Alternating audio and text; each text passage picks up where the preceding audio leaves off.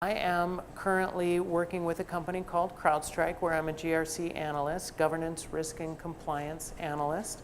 I've been in technology and security for just about 25 years. I'm pretty technical, so don't be afraid to ask me questions, and I will not be afraid to answer them. And let's get started.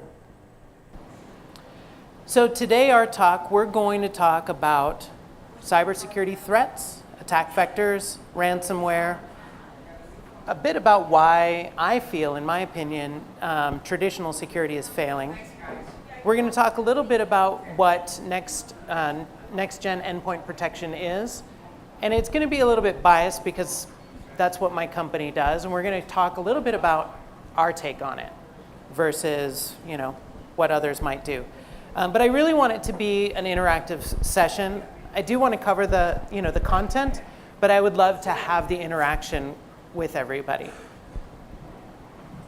So, cybersecurity threats. I'm intending to do this as like a real high level, not really getting too into the weeds, but if you'd like to get a little bit more into the weeds of ports and protocols and things of that nature, we can talk about a lot of that stuff. Let me know where you want to go with that.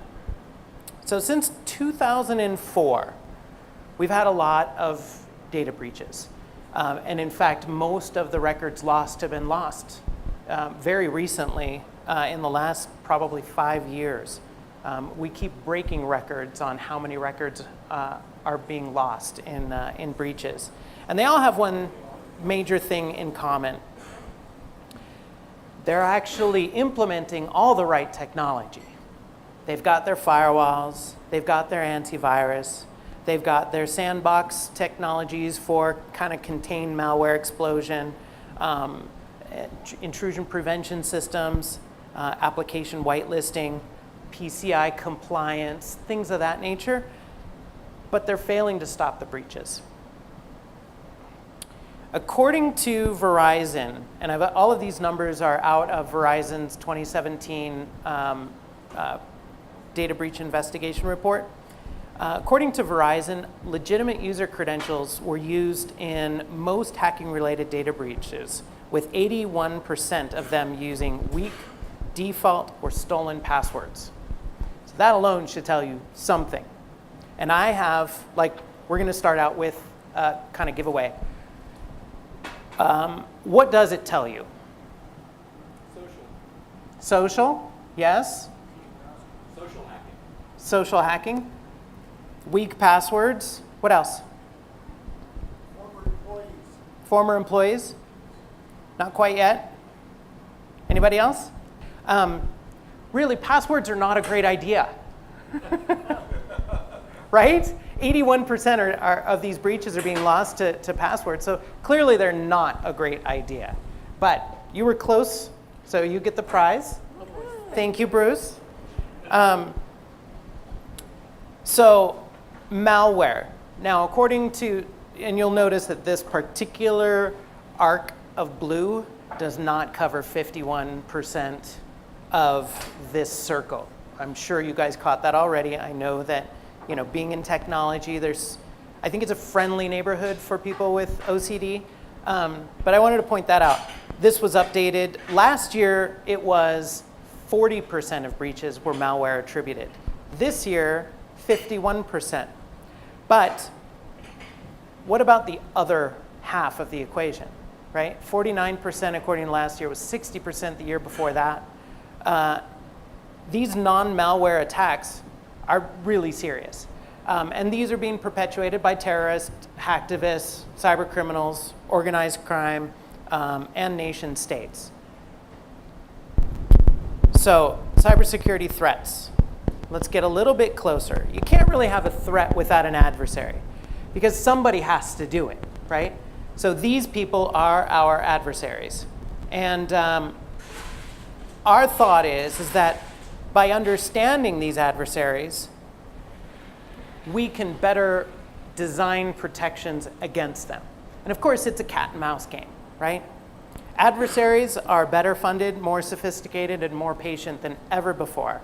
Attacks are well planned, They're very quietly executed using malware-free attacks, using encryption, and they clean up a whole lot better than folks used to be able to clean up. You know, you hear, and I'm sure you've seen lots of movies about the script kiddies that do things, and you might catch them if you have some understanding of the technology. You might go, there's some technical inaccuracies there. They're not quite doing it right. You know, it can become frustrating for some. But it's very important to understand. At CrowdStrike, we have a little bit of a taxonomy around our adversaries. And they can, you know, be nation-state adversaries from different countries. We kind of use their nation or their national animal. So China, pandas; Russia, bears; North Korea, kalimas, which is not quite a Pegasus, but a flying horse-type creature; India, tigers; and Iran, kittens. So an adversary profile, Rocket Kitten. Their operational window is between 2014 and now. Their primary objectives are to do recon, gain a foothold, move laterally, and then steal data. They're targeting aerospace, defense, and government organizations. They're using specific tools like Microsoft Word macros, Core Impact, which is a penetration testing framework, which is really quite slick. It's one of the most expensive ones out there. And it is a commercial solution as well. And it's also sanctioned software. They're using Gmail. How many of your organizations use Gmail? Right, so your organizations are gonna let Gmail out of the infrastructure, so why not use that for command and control, or C2 as we call it. There's some other tools for credential stealing and for post-exploitation type stuff that you can do for, you know, gathering data, centralizing data, packaging the data up for exfiltration. Other adversary groups, you know, we've got Singing Spider, Union Spider, Andromeda Spider. Those are all criminal groups. Hacktivist, activist, terrorist type groups that we've also named Fraternal Jackal, Deadeye Jackal. Recent cases. You guys have probably heard in the news CrowdStrike before. We're typically associated, or we've recently been associated with the investigation into the DNC attack. And they're one of the few organizations that have allowed us to name them who they are. There are some of our competitors that are, it's like they have it in their contract that they want to be able to name and say who the customer is. We don't really like that at CrowdStrike because it's really kind of embarrassing. There's a whole lot of liability that goes along with it, and it doesn't help. So we were called in. The customer suspected that there was a large-scale phishing campaign that was done that caused a breach. The attackers had done a primary infection through that phishing campaign. Basically, you get an email and it's got an attachment or it's got a link, and if you don't look at where that link goes, you click on the link and it could expose some dropper that comes on to your system to gain that initial foothold. We might call that a stage 1 dropper. And then out of that, then a stage 2 could execute and launch malware or do various things. We'll talk about ransomware here in a minute, but this one particularly used WMI and PowerShell, which are tools that are already on your systems and thus become malware free by using them. There's no malware there. They're authorized executables. So why not use them? They did use some old known malware called CDaddy and a number of other techniques. The indicators of compromise were a variation of our adversary called Fancy Bear. Sometimes our intelligence people, they just stay up late at night and they're listening to some cool music and they name them that way. It's true. These are the names you're giving? This is the name that our company is giving. And then the press picks them up and... They haven't gone to the dark web and looked up to see what they're calling No, because they'll get it from us. They'll get it from like Mandiant, who calls them like APT 28. Like, How are you going to remember that? That's no fun. So, right, Fancy Bear. Isn't that fancy? Part of what our tooling does is allows us to see things in near real time, about 5-second delay. So we were able to actually see some of the commands, some active commands on the keyboard that were being entered to give us better clues, like what are they doing, what are they after, and to help identify them and to attribute them to previously seen activities. So there's a couple things that they used here. XAgent and XTunnel are some frameworks, some modular frameworks that are used to be able to upload files, download files, to be able to launch additional files or executables through, to really maintain that whole command and control infrastructure. They were tunneling much of this through an encrypted session that the endpoint was obfuscated with network address translation, so it hides their tracks. It leads to a dead end, and you can't really go further. When we look into the system itself, the actual what you call the shim cache or the history of prior execution, you can see that definitely data was exfiltrated. You can see what file names were and the commands that were used to do that. And unfortunately, because it was so long ago, we couldn't get any of it back. But we were able to piece together the timeline of what happened first and the different actors that were in play. Fancy Bear being the primary one, but there were two that were in our report. This came from our services casebook from last year, from our professional services team. And then really the only thing that you can do after you identify what happened is start to close up the holes. Reimage machines. They had to build a whole new domain infrastructure to kind of change the way trusts were being propagated. And we'll talk a little bit about why some of these things fail that would otherwise succeed. So, ransomware. Ransomware has been all over the news lately. It is not terribly difficult to avoid. Of course, watch the links that you're clicking. Don't trust attachments that come into your system. But there's some characteristics to them. They can propagate themselves into your system without using a phishing campaign. If the adversary is targeting you, they understand your infrastructure, they spend a lot of time doing reconnaissance on your infrastructure, and they find a hole for which they have an exploit. But nobody else knows about that exploit, so that's the 0-day part of it.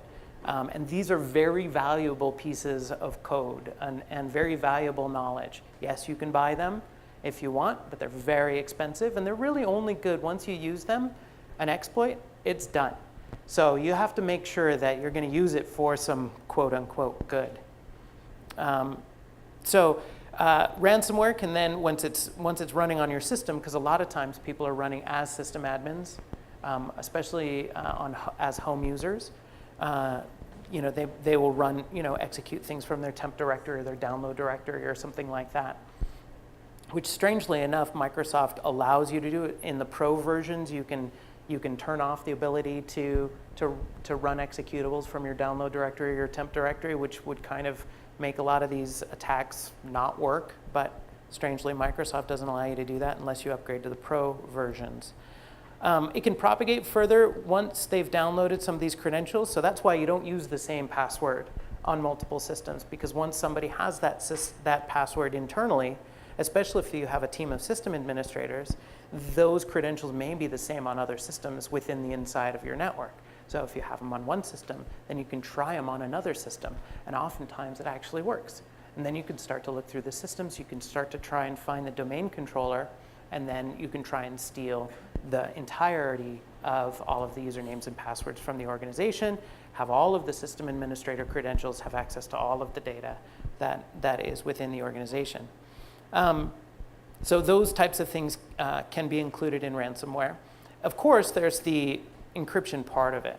One of the more destructive ones will encrypt your master boot record on a Windows box. Or it could the boot sectors on your Macs or whatever as well. Once it does that, it's encrypted. Well, it can't run really. So your system is pretty much dead in the water. It may pop up a screen and give you your message and ask for payment in Bitcoin to be sent to a particular email address. Some of the organizations that are perpetrating this, and a lot of times it's the criminal organizations or the organized crime, because they want to get some money out of you. None of the stuff that we're doing in cyber is any different than the stuff that we do on the street, right? The confidence men and women of the world are they're just automating, just like all of our businesses are. So of course you want to make sure that you provide good support, because if you don't, you're not going to get the money. Your customers are never going to come back. So if you don't know how to get a Bitcoin, if, say, it's not in, the right language for you, well, they've got multilingual technical support. You can call them up on the phone and they'll help you get the Bitcoin. They'll help you make the payment. Sometimes, though, they won't necessarily give you the key, or the key won't necessarily work. That's okay, I guess, because once you have the money, do you really need to deliver the product? I guess that's what some are thinking. So there was the WannaCry ransomware was an occasion where they had a kill switch to it, and to where if you block this particular domain, then it would stop the propagation of the ransomware.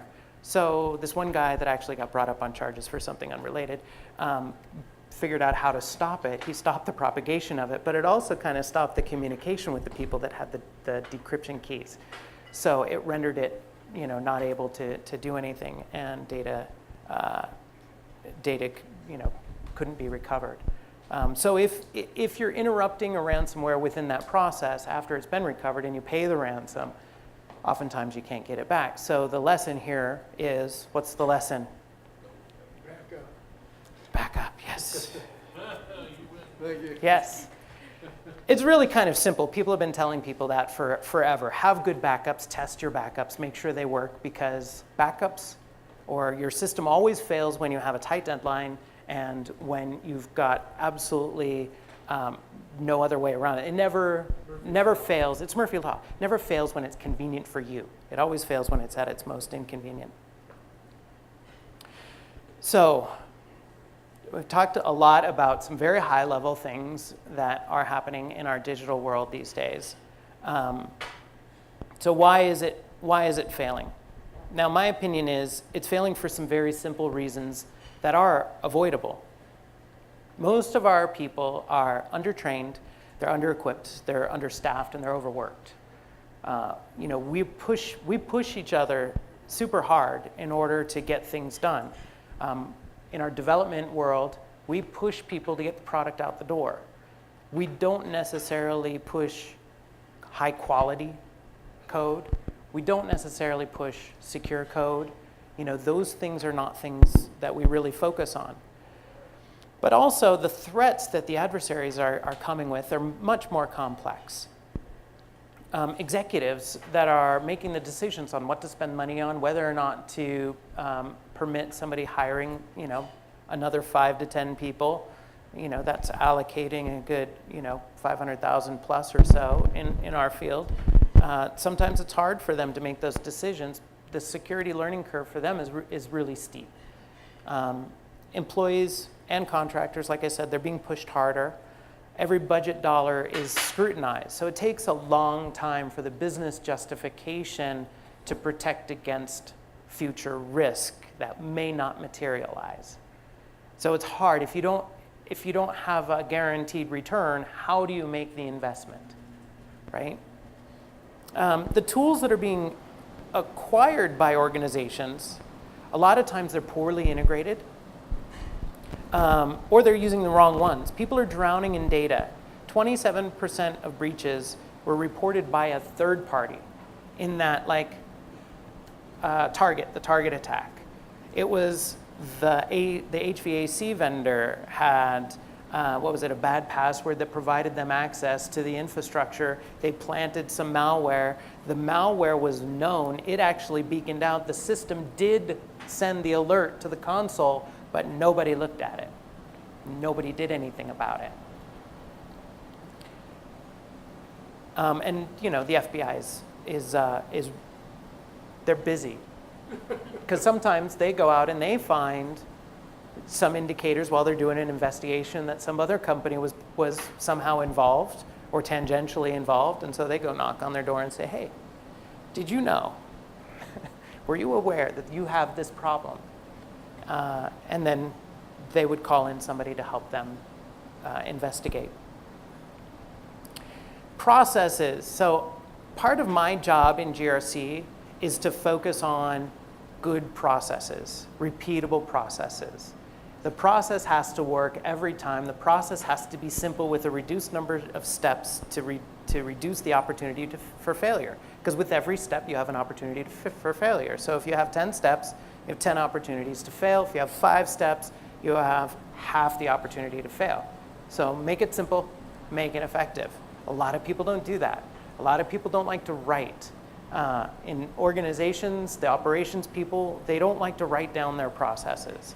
They don't like to refine their process and reflect on whether or not it's working well every time. When I was a network administrator, and I had a philosophy that even though I was carrying a pager, we had pagers then, right? I never wanted to be called, but inevitably I would get called. And if I did get called, I was doing a poor job.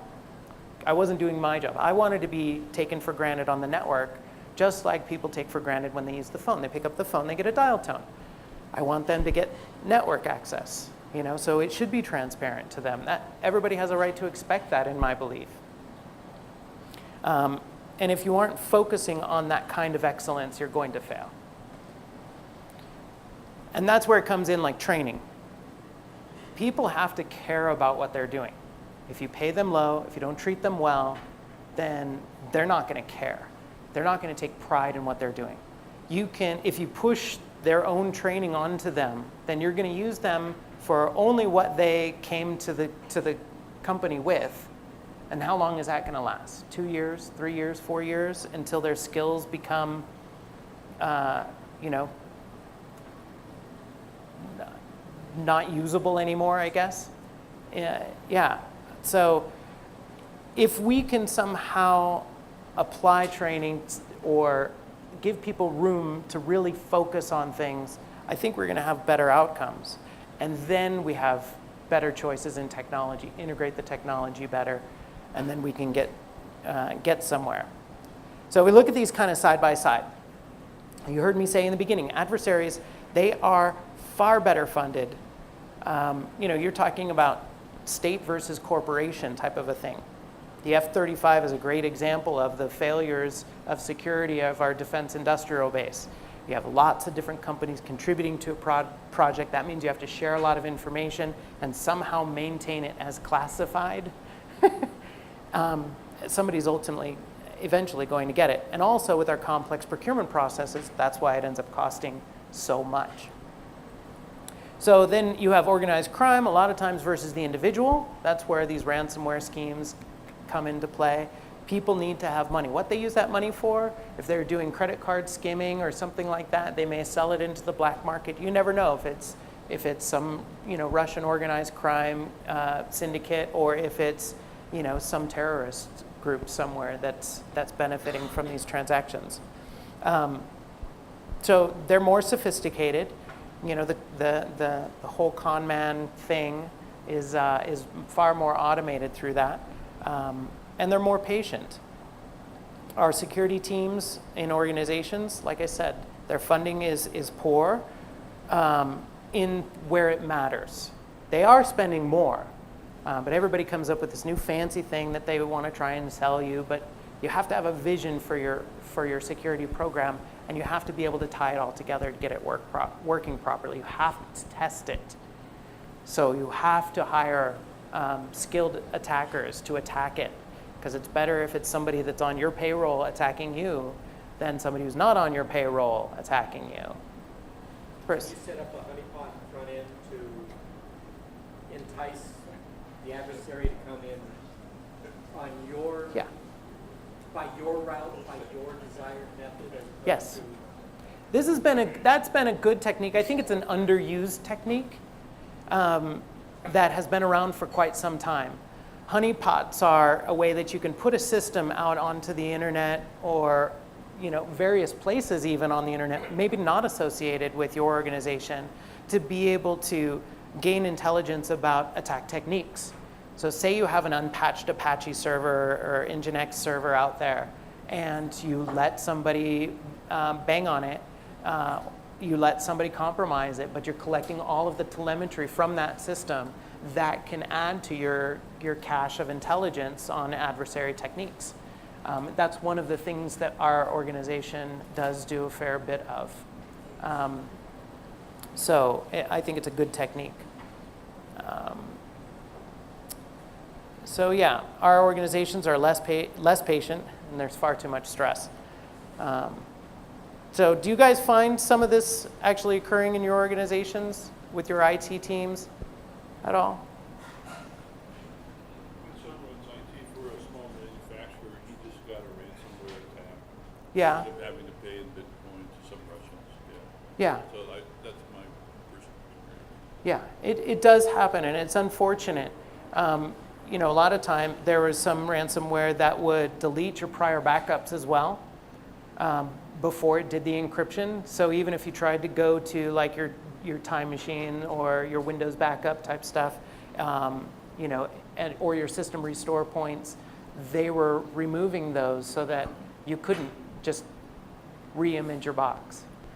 So. Because he had to, he did catch all the leaks and they got in. Fortunately, they delivered what they promised and the guys didn't. That's good. That's good. Yeah. Yeah.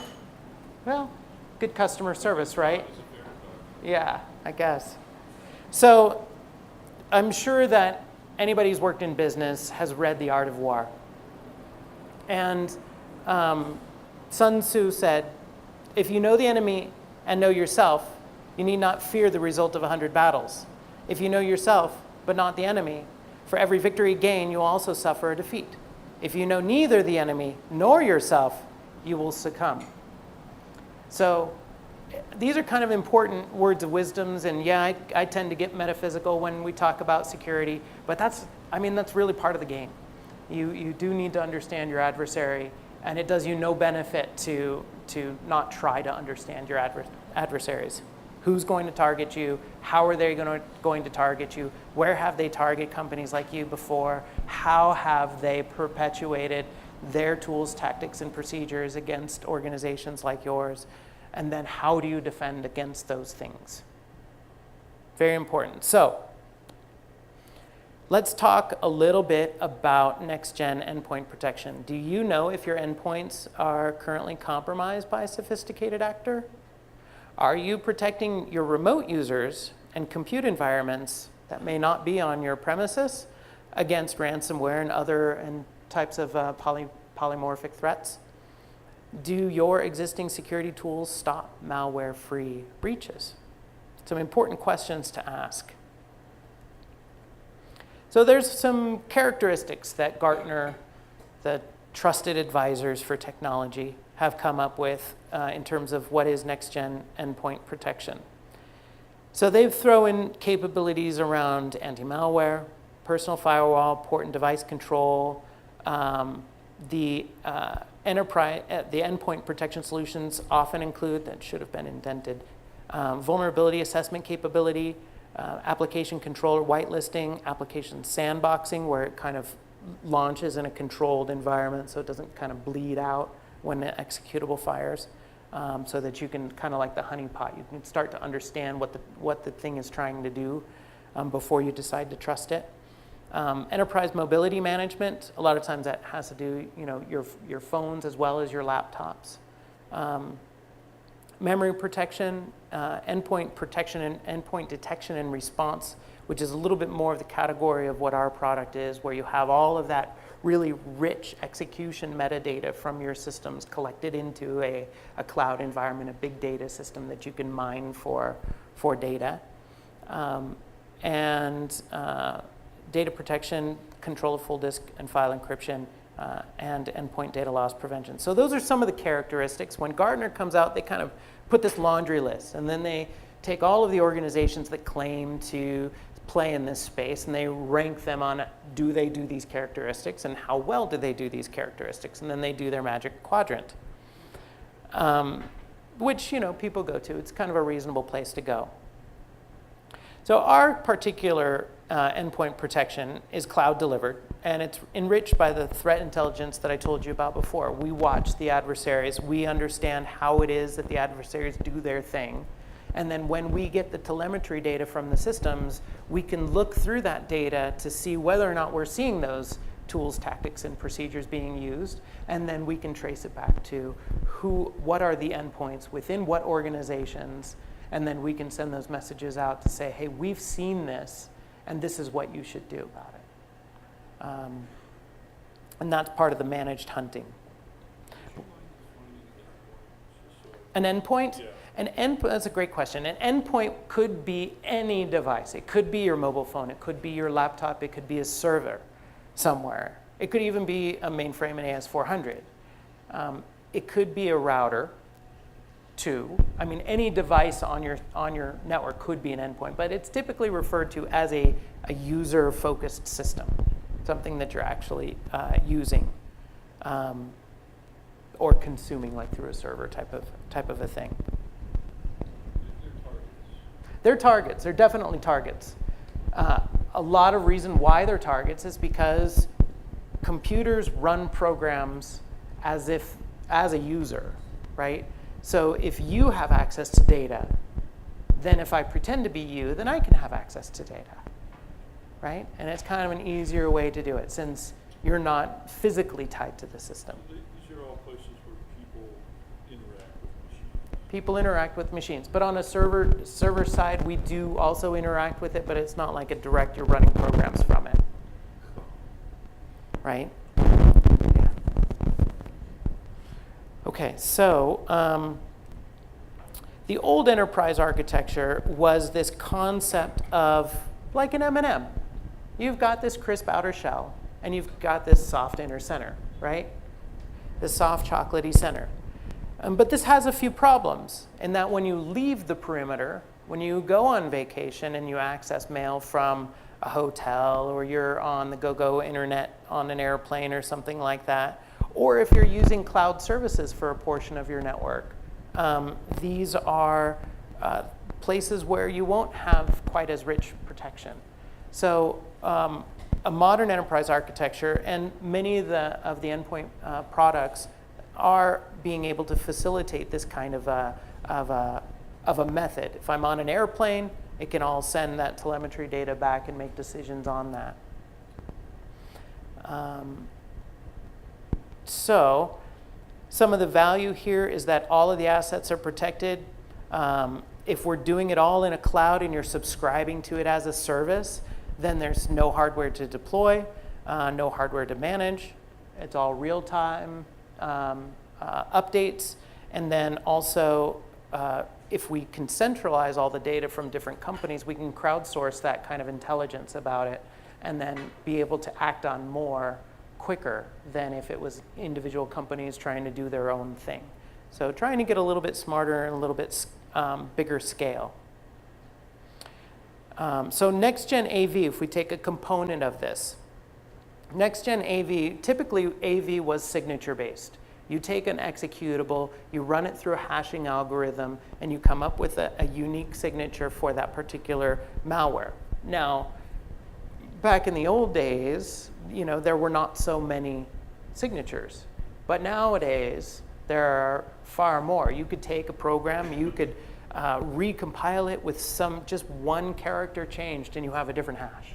So now you have variants of the same malware that are all pretty much the same and doing the same thing, but they all have different hashes. So they all have a different signature, which means each file on your system has to be compared against the signature database. And it's a really laborious task. So we have to have machine learning. We have to have the known bad. Certainly signatures have a place in the next-gen AV. We have to understand the indicator of attack behavior, what it is that an executable is going to do, and then be able to actually block or mitigate what it is that it's going to do. There are about 12 ways to dump an administrator credential and password from a Windows system. we could look for 15 million different malware signatures, or we could look for the events that are triggering that activity, and which is what most of the malware tries to do. It tries to do something that we don't want it to do, so we could either look at the malware or we could look at the activity. And in our platform, we're looking more at the activity than it is the file itself. It's kind of important, but it's not the be-all, end-all. So like I said, when we pull all of this data together, all of this telemetry data, we're able to correlate all this in real time, be able to look at it in retrospect, because you get new information all the time. Once you have new information, you look back in the past and say, where have I seen this before? Because now I know of it now. I can have that cache of data to look back on. And then, of course, if you're able to have this cache of data, then it allows you to do the forensics because you have all the data. And you can put together timelines. And then you can start to find the unknowns. I don't know if you saw that movie, The Unknowns, or whatever it was. Endpoint detection and response. So I touched a little bit on that. The DVR for the endpoint. We cache that data, all that execution data. It all goes into the central cloud. It's all keyed in terms of time. So you can go back and you can look at that data in the past and then report on what it is that you're finding. And the idea here is to be able to, once you have that new indicator of attack or that indicator of a compromise, you can look back on that historical data and you can reduce that time to mitigation, because now you can find every endpoint in your system that executed that particular file at that particular time, or that used that particular file, or made that call on that particular port to that particular domain, that sort of thing. You can search across the entire infrastructure. Computers are not perfect. We write programs, humans write programs, humans are imperfect. We write programs that are imperfect against use cases that are not complete. They don't cover everything. So you need to have that human capability in order to search for some things that just don't look right. That, when you have that, like, why did that happen? Why did that connection come in or go out? Why did that, why ever would we see Internet Explorer launch notepad.exe, right? Those are the kind of things that we can look for as humans and start to understand to enrich our capabilities of detecting these threats. So, our endpoint protection platform kind of puts a lot of these together. We've got the host endpoint protection with the anti-malware, with the threat graph. And we've got the FALCON Overwatch, what we call Overwatch, which is our managed hunting service. And then when we talked about the adversaries and the capabilities and the tools, tactics, and procedures, we put that together too. So we have the technology, we have the people looking, and we have the intelligence to enrich our capabilities to then, enabled by the cloud to be able to stop those breaches and to intercept them wherever they happen. Any questions so far? Yes? How do you actually stop the breach? Are you blocking the connection? I mean, based on the intelligence? Yeah, so you can block the executable from executing. Once you know what it is, if it's a known, if it matches a signature, you just tell the system not to run it. If you look at how it is that it's executing, the different types of calls that it's making, then you can block it before it executes. Or, for example, in a ransomware executable, it's going to take some time to kind of ramp itself up before it starts its execution capabilities. So you can start to see some of that behavior that it's exhibiting, and you could block it during those types of behaviors that can then, trigger that that's bad. So those are just some ways that could be done. And you have milliseconds or less to determine if you're going to block a connection Correct. or not. Correct. Correct. About 500 or so. Ish. So it's got to be quick. And when it's cloud enabled, when it's operating over like go-go in-flight internet, You know, sometimes you can have latency that can prevent it. But also, like for us, you know, because it's in the cloud, once it detects it, then it can send the command to the agent to then kill the process as well. So you can, you know, the best is to get it before. Sometimes that's not possible, so you get it where you can. Are you looking at the individual PCs in our office, or are you just looking at the server, or are you looking at everything? Our platform and our competitors also support a wide variety of operating systems, from the host operating system like Macs to Windows to Linux systems to server operating systems, Windows Server, Linux Server type operating systems. Right now, our product doesn't support like mainframe or AS400 type systems, but many of the common systems that are out there we support. We don't support mobile devices right now. It would be great if we didn't have quite the data caps that we do, because it's a lot of data. It really is a lot of data, and that's where cloud enablement really helps out, because you can scale a cloud much more readily than you can scale your device storage. You know, that's me, I'm asking, keep on cloud, but you know, I've got like, let's say I got 5 developers, 10 developers, 100 developers, you know, Yeah. machines that are working on monitoring those individual machines. Yeah, so we don't have a person that's looking at individual machines, but all machines are doing a lot of the similar things. People are executing programs, they're opening files, closing files.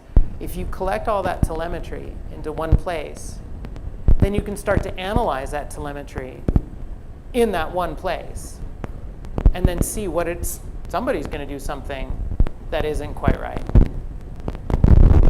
Right? I think the connection is in, yeah.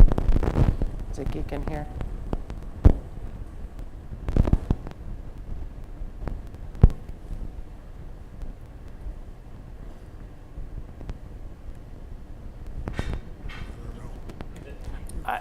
I'm full of a lot of static. I watched the eclipse, so Well, that explains it. it could be that something came down during that process. Yeah. So so certainly there was a lot that was high level here, and I am providing a list. You guys can read those URLs, right? Right? Absolutely not. That's the best protection available. That's right. That's right. So so really that's the bulk of the what I had planned for today. But I invite more questions and more conversation